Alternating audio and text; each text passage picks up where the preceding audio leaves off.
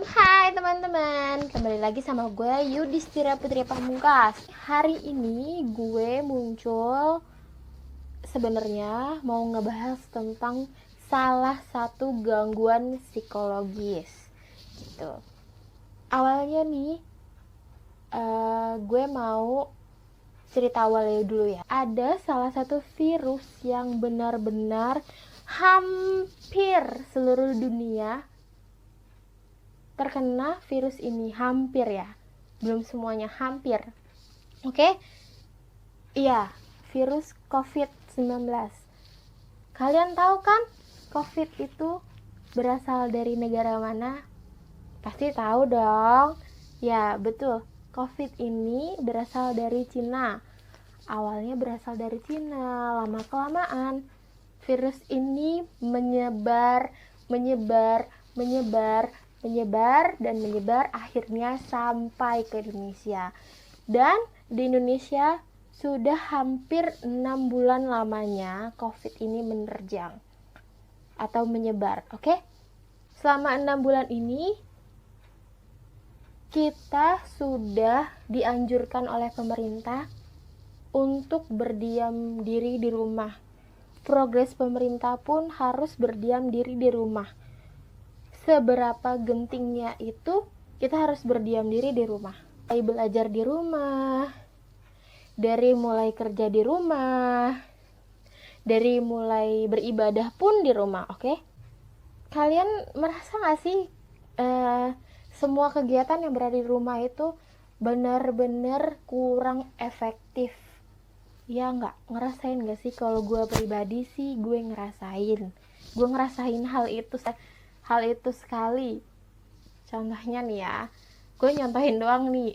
Salah satunya saat gue kuliah di rumah, kuliah daring, kuliah online, itu gue merasakan banget ada yang beda.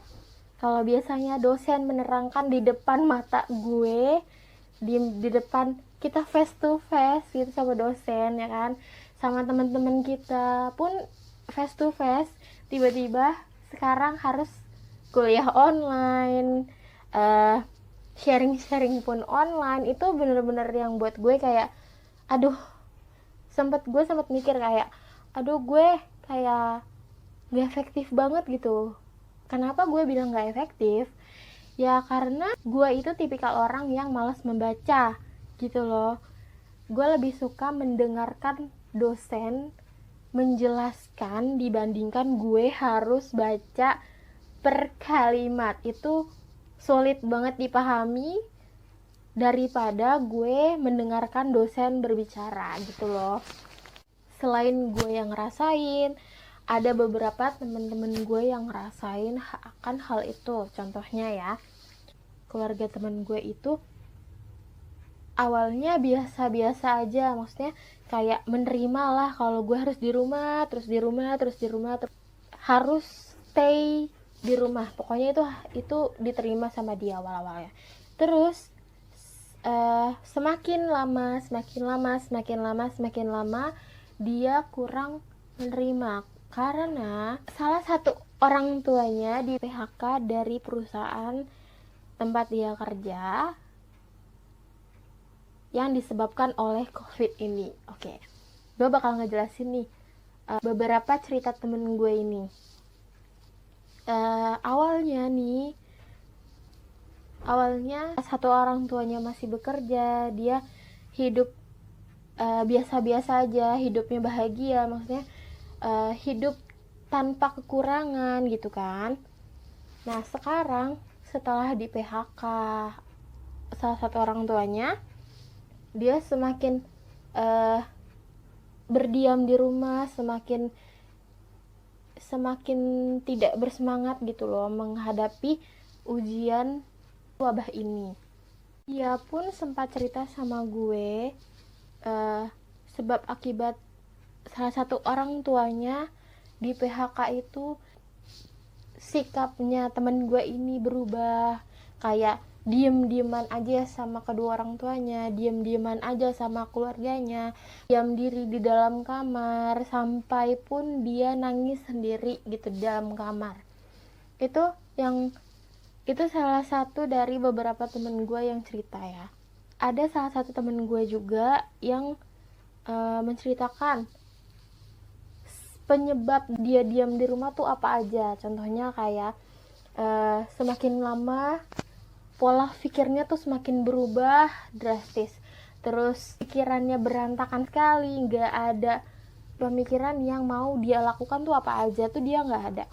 Salah satu temen gue ini yang cerita, dia sempat berpikir kenapa gue diem aja gitu di rumah, gue nggak ngelakukan apapun, gue nggak menghasilkan uang gitu kan, gue tuh harus ngebantu orang tua gue biar nggak semakin susah, nggak semakin sulit gitu kan kehidupannya.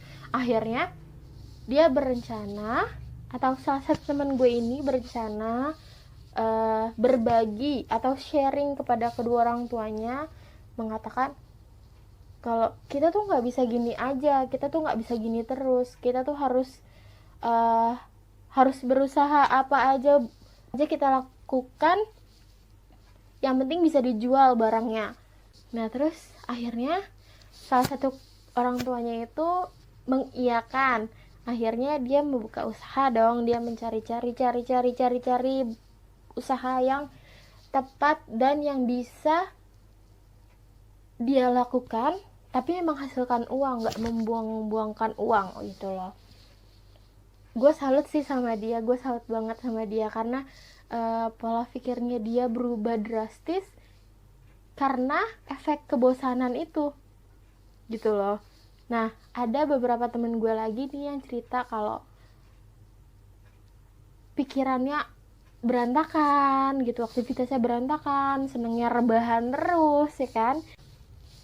Aktivitas itu yang dilakukan sama orang-orang yang stres. Stres itu muncul salah satunya karena kita diam di rumah. Oke, sekarang kita masuk ke inti dari video ini gue buat, yaitu tentang gangguan psikis yang muncul akibat pandemi ini, yaitu stres. Apa sih stres itu? Menurut Weinberg tahun 2003, ia mengatakan ada ketidakseimbangan antara tuntutan dengan kemampuan yang harus memenuhi kebutuhan diri sendiri. Ya, jika kebutuhan tersebut gagal dipenuhi oleh diri sendiri, itu akan berakibat atau berdampak rumit. Oke. Apa stres itu berarti buruk? Gue jawab tidak berarti buruk. Ya, stres itu terbagi menjadi dua. Yang pertama eustress dan yang kedua distress. Yang eustress itu adalah atau artinya stres yang baik. Stres yang baik itu contohnya temen gue ini kayak mengubah pola pikir yang tadinya bermalas-malasan, yang tadinya rebahan aja di rumah nih kan. Nah sekarang dia mengubah pola pikir yang harus, wah gue butuh uang, gue butuh kegiatan yang benar-benar menghasilkan uang untuk kehidupan sehari-hari. Itu yang eustress. Yang kedua itu distress. Distress apa sih kak?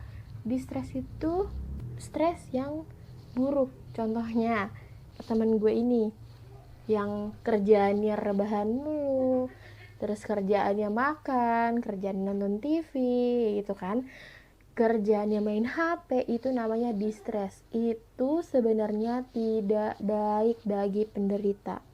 Kalau misalkan distress itu terjadi, akibatnya kita bisa obesitas, adiksi internet, itulah.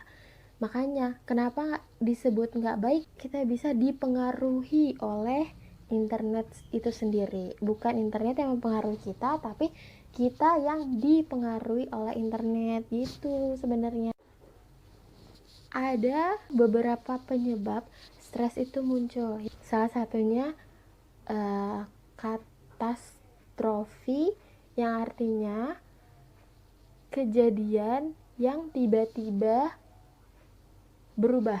Itu yang gue pribadi sendiri rasakan gitu. Yang kedua, perubahan kehidupan. Yang ketiga, kehidupan sehari-hari. Itu sebenarnya penyebab dari stres itu muncul, maupun stres yang eustress atau yang distres. Nah, untuk selanjutnya gue bakal ngebahas tentang bagaimana cara mengurangi. Salah satunya menurut psikolog itu kita harus cerita atau membagi perasaan yang kita rasakan. Kita membagi perasaan yang kita rasakan kepada orang lain agar orang lain tersebut merasakan apa yang kita rasakan gitu sebenarnya. Oke, cara kedua itu menangani atau mengurangi stres dengan cara agama. Pertama itu mengenal dan mendekatkan diri kepada Allah Subhanahu wa taala. Kenapa gue bilang gitu? Dalam surat Al-Ahqaf ayat 33 yang berfirman, Allah saja bisa membangunkan orang yang telah mati.